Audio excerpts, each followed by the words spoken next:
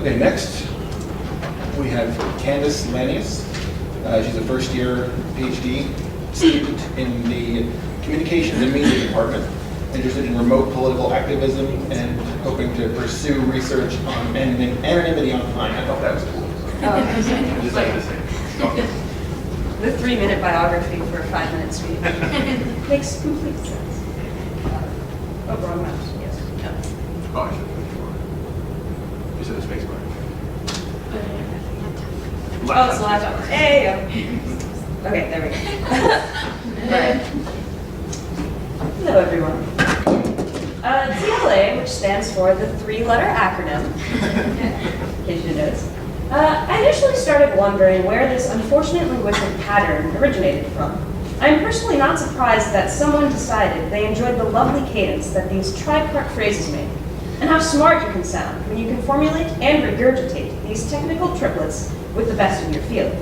Yet the verbose glee earned from a well-timed TLA may turn to regret when confronted with this perspective.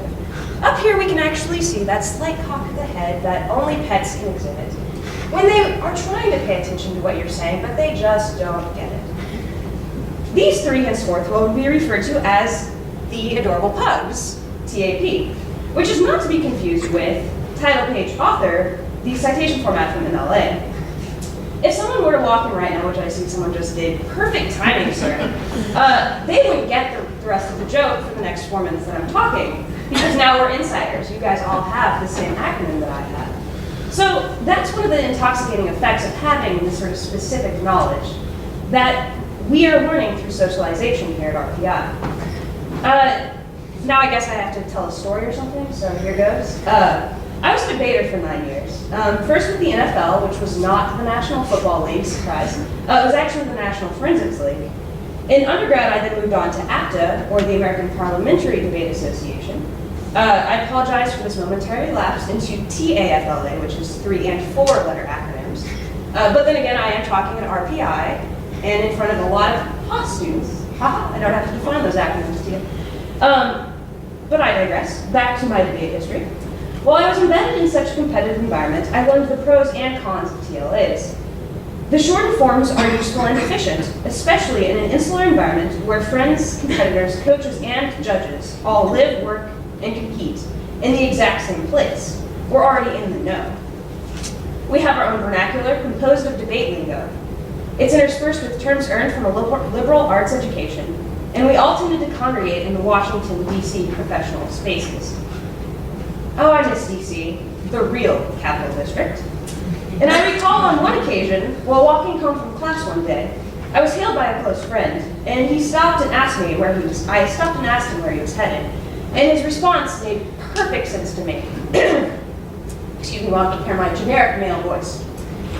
I just came from my FWI at the NIH, so I decided to walk past TWH on my way to PPP. I've never heard of hyperbole or ironic statements. I see some of you are performing the same ironic, polite confusion. You have no idea what that statement meant. Let me translate for you. I just came from my fieldwork internship at the National Institute of Health, so I decided to walk past the White House on my way to parliamentary debate practice. But he saved 10 seconds by using the acronyms, guys. That's 10 seconds of his life. Yet, he managed to politely confuse and essentially exclude everyone else that was in hearing radius. So, friends and colleagues, I have to make a confession here. I was just like this guy. I did that constantly. DOJ, White House, NIH, this acronym, that acronym. I was in the know. And I just didn't get it for the longest time. I would sit across from my family on holidays and realize that, after a 10-minute monologue on the fluid sexuality of women at all women's colleges, AWCs, my aunt and uncle, grandparents, and sister all exhibited polite confusion. Obviously, the topic isn't boring, right? So while some of their disinterest is probably due to my enjoyment of the sound of my own voice, I can safely blame the confusion partially on my technical or privileged language. Feminism, Marx, AWC, bugs, or loves. These concepts convey important ideas, or at least I would like to think so, but they were inaccessible to my audience. What does a PhD mean to you?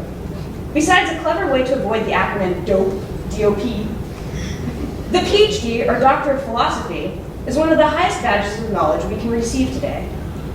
Yet does that degree, in the moment of elevating us to a higher level of learning, require that we be alienated from the rest of the social world, in a milieu of TLAs or other uncommon iterations?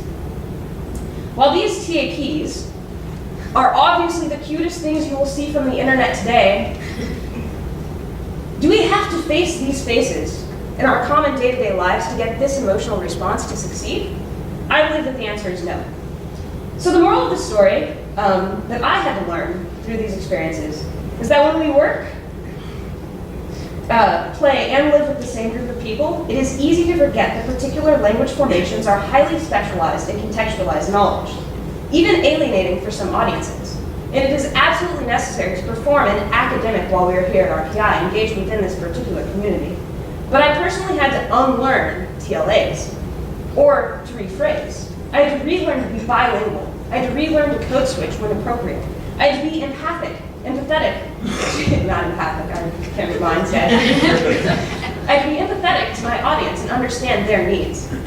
We are highly educated and successful people, yet we must never forget to communicate for the needs of our audience.